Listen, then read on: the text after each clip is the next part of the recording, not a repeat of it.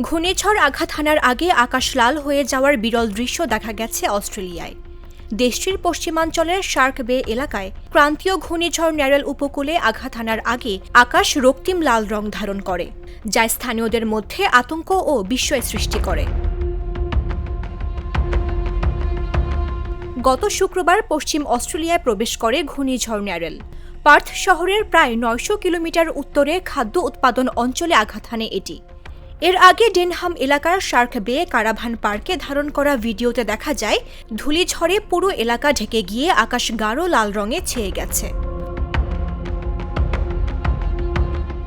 অস্ট্রেলিয়ার আবহাওয়া দপ্তরের কর্মকর্তা জেসিকা লিঙ্গার্ট জানান, প্রবল বাতাস ও ওই অঞ্চলের লৌহ সমৃদ্ধ লাল মাটি মিলেই এই অস্বাভাবিক দৃশ্য তৈরি করেছে। ঘূর্ণিঝড়ের শক্তিশালী বাতাস ভূমি থেকে লাল ধুলা তুলে আকাশে ছড়িয়ে দেয়, ফলে আকাশ রক্তিম হয়ে ওঠে। তিনি বলেন, শক্তিশালী বাতাস, শুষ্ক ভূমি এবং সঠিক সময়ে সঠিক স্থানে থাকা, এই তিনটির সমন্বয়ে এমন দৃশ্য দেখা গেছে।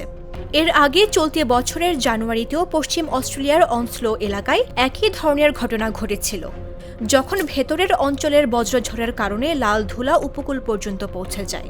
এদিকে ঘূর্ণিঝড় ন্যারেল অস্ট্রেলিয়ার ৩টি অঙ্গরাজ্যে আঘাত এনেছে। গত ২০ বছরের মধ্যে এমন নজির এটাই প্রথম বলে জানিয়েছে কর্তৃপক্ষ।